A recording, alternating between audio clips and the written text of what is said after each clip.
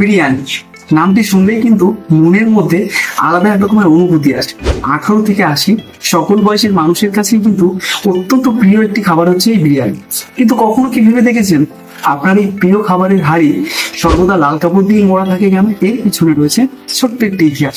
চলুন আজকের এই ভিডিওর মাধ্যমে জেনে নেবো এই ছোট্ট ইতিহাস সম্পর্কে। দেখুন, বিরিয়ানি খেতে ভালোবাসেন না এমন মানুষ খুঁজে পাওয়া কিন্তু বেশ কঠিন। হোটেল রেস্তোরাঁ থেকে শুরু করে পাড়ার গলির বিরিয়ানির দোকান সবসময় কিন্তু ভিড় জমিয়ে রাখেন সবাই।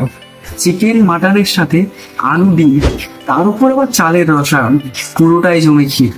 কিন্তু কখনো লক্ষ্য করে দেখেছেন রাস্তায় বিরিয়ানির দোকানের বিরিয়ানির হাঁড়িটি সবসময় লাল কাপড় দিয়ে ঢাকা থাকে কেন? এর প্রথম কারণটি হচ্ছে লাল রংটি খুবই উজ্জ্বল, এটি দূর থেকেও চেনা যায়। আর এই লাল রঙের উজ্জ্বলতা এতটাই বেশি যে খুব সহজেই মানুষের চোখে পড়ে। তাই হাঁড়ি সহ অন্যান্য বাসনপত্রেও লাল রঙের কাপড়ই পেঁচানো হয়।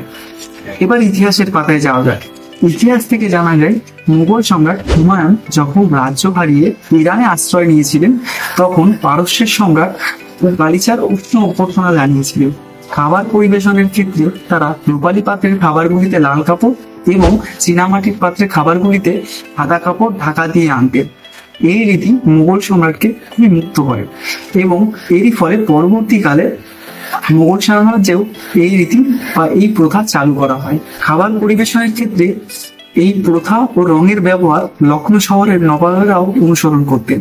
মূলত রাজকীয় এবং দামি খাবার বোঝাতে বিরিয়ানির হাঁড়িতে সর্বদা লাল রঙের কাপড় পেঁচানো হয়। যুগ যুগ ধরে এই রীতি আজও প্রচলিত আছে, যাতে এটা বুঝতে পারে মানুষ যে বিরিয়ানি কোনো সাধারণ খাবার নয়, এটা নবাবী এবং রাজকীয় একটি খাবার।